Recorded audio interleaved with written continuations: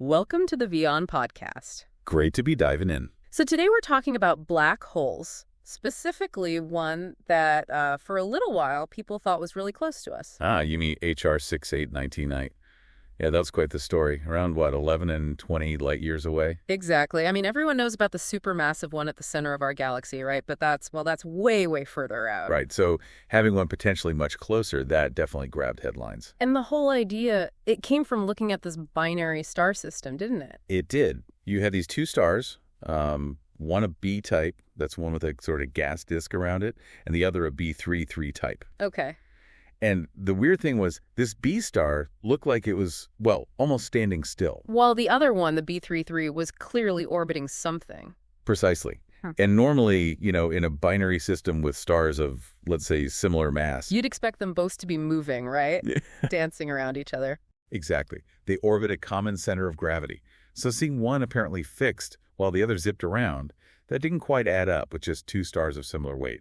Which led to the black hole hypothesis, something invisible but massive, holding that B star in place. That was the logical jump, yeah. An unseen companion providing the extra gravity. Made sense at the time, based on the orbital data. It was a neat explanation. Made HR 6818 the prime candidate for our closest black hole neighbor for a bit. But science being science, the picture got more complicated.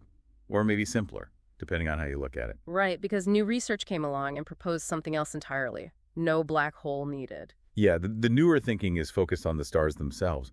What if their masses weren't actually that similar? Okay.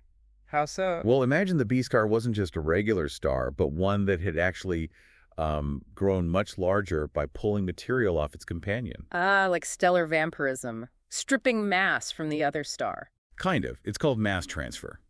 So the B star becomes significantly heavier, and the B33 star becomes, a stripped-down remnant. And that would explain the weird orbit. The now much more massive B star just dominates gravitationally. That's the idea. The massive B star would barely move, while the much lighter stripped companion would be forced into that clear orbit around it.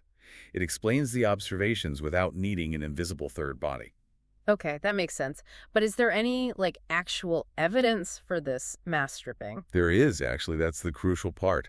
Astronomers looked closer at that gas disk around the B star. The one that B stars often have anyway. Yes, but they found variations in it.